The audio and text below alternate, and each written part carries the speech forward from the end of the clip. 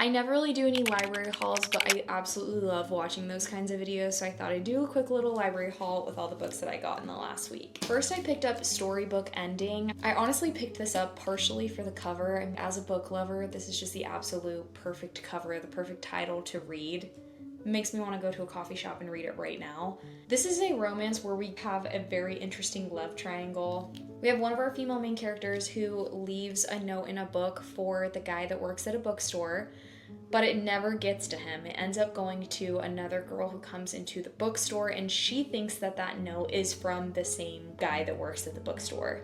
Neither one of them are aware of this, and they continue their correspondence, each thinking that they are talking to the guy who works at the bookstore. It honestly sounded so interesting to me, and it's a story I could see playing out in my mind, and I haven't even read it yet.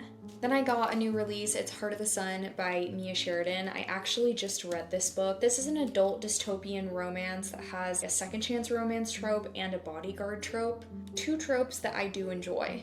I don't think I've ever seen Mia Sheridan write a dystopian novel before, so it just piqued my interest.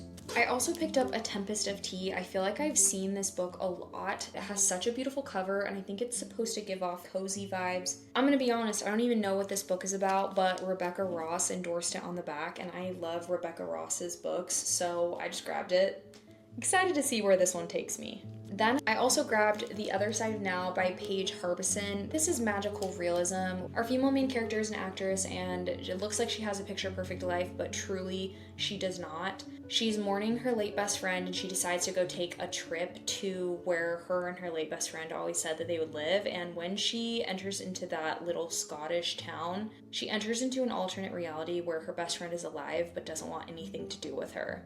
I feel like that's a super exciting premise, and I also think there's a bit of a love story in this, so I'm excited to see what I think about this one. And lastly, and arguably my favorite find, was Silvercloak by L.K. Stephen. I've heard great things about this book. It just came out, so I was shocked to see it on the shelf. I don't think I've grabbed a library book that fast. The summary says, in this addictive new fantasy series set in a world where magic is fueled by pleasure and pain, an obsessive detective infiltrates a brutal gang of dark mages, knowing that one wrong move will get her killed. Sounds like it's going to be really high stakes with a unique magic system. It just has me written all over it.